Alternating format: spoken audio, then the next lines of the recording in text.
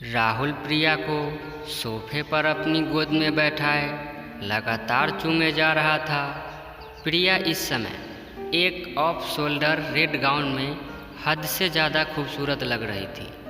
राहुल जब प्रिया के मुंह में अपनी जीभ डालने की कोशिश करता है तब प्रिया मुंह नहीं खोलती, तो राहुल अपने हाथ उसकी पीठ से चेस्ट पर ले जाता है और ज़ोर से दबा देता है, जिससे प्रिया की आह निकल जाती है और उसका मुंह खुलते ही राहुल अपनी जीभ उसके मुंह में डाल उसकी जीभ से खेलने लगता है, जिससे प्रिया भी मदहोश होने लगती है।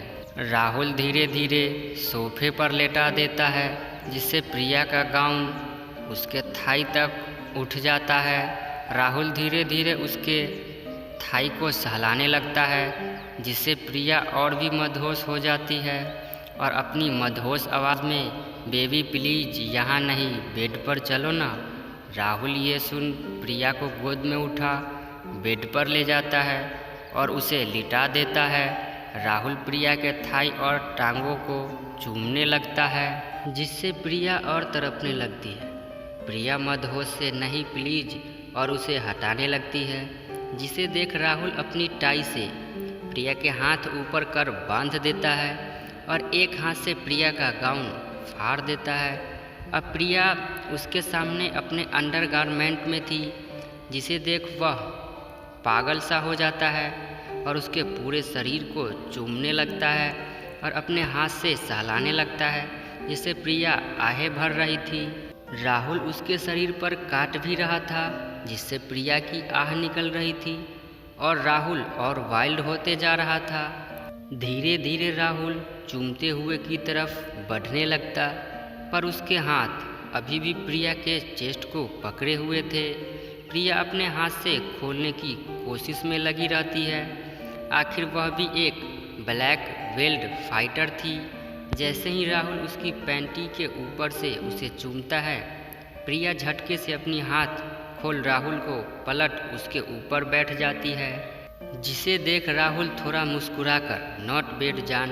प्रिया भी मुस्कुरा देती है और कहती है, नॉट फेयर हब्बी, आप मुझे बांधकर खुद बच नहीं सकते, और नोटी तरह से मुस्कुरा देती है। राहुल जान, तुमसे बचना भी कौन चाहता है। ये सुन प्रिया थोड़ा मुस्कुरा देती है और राहुल के ऊपर से उठकर रूम में बने मिनी बार के पास जाकर एक रेड वाइन की बोतल उठाकर काउंटर चेयर पर बड़ी अदा से बैठ जाती है और अपनी एक उंगली के इशारे से राहुल को अपने पास बुलाती है और वाइन की बोतल मुंह से लगा लेती है, जिससे आधी वह पी रही थी और आधी उसकी गर्दन से होते हुए उसके ब्रा में जा रही थी। उसके गोरे बदन पर रेड वाइन केहर लग रही थी, ऊपर से उसके ब्लैक अंडरगारमेंट। राहुल तो बेड पर बैठा अपनी लस्ट भरी नज़रों से उसे ही देखा जा रहा था। राहुल को खुद में इतना खोया देख प्रिया एक बार फिर, baby come to me, close very close. Rahul उसकी इतनी हसीन आवाज़ सुन पागल हो जाता है और धीरे धीरे उसके पास आता है। प्रिया अपने मुंह में वाइन भर बोतल साइड में रख देती है और राहुल को होठों से पिलाने लगती है। राहुल भी उसे कमर से पकड़ चूमने लगता है। प्रिया के हाथ राहुल की शर्ट पर थे, वह उसकी शर्ट के बटन खोलने लगती है। राहुल इस चीज़ से बेखबर बस उसे चूमे जा रहा था। प्रिया उसकी शर्ट उसे अलग कर उसकी छाती को चूमने लगती है, फिर थोड़ा पीछे हट राहुल को धक्का से चेयर पर बैठा देती है। फिर एक बार फिर बोतल उठाकर राहुल की छाती पर पलट देती है, जिससे राहुल को गुस्सा तो बहुत आता है, पर वह भी देखना चाहता है कि आखिर उसकी नॉटी वाइफ क्या करेगी।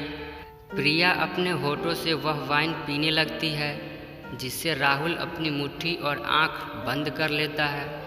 फिर प्रिया सर ऊपर उठाकर राहुल को देखती है और उसकी छाती पर काट देती है, जिससे राहुल की सिसकी निकल जाती है। वहाँ से खून भी आने लगता है, जिसे प्रिया अपनी जीभ से चाट रही होती है। अब राहुल से कंट्रोल नहीं होता, वह प्रिया के बाल अपनी मुट्ठी में पकड़कर उसके चेहरे को ऊपर उठा देता है और होठों को बहुत रफली चूमने लगता है। वह चूम कम काट ज़्यादा रहा था और प्रिया को वैसे ही गोद में उठा बेड पर लेटा देता है और अपनी पैंट उतार उसे देखने लगता है। प्रिया उसकी तरफ अपनी बाहें फैला देती है। राहुल आकर उसके ऊपर लेट जाता है और फिर उसके पूरे शरीर को चूमने लगता है। फिर एक झटके से प्रिया के अंडरगारमेंट फाड़कर अलग कर देता है। फिर अपने बॉक्सर उतार उसके अंदर समा जाता है, जिससे प्रिया चीख उठती है, जिसे सुन वह अपनी स्पीड बढ़ा देता है और तेज़ी से हिलने लगता है। फिर सुबह 5 बजे करीब दोनों थक कर एक दूसरे की बाहों में सो जाते हैं।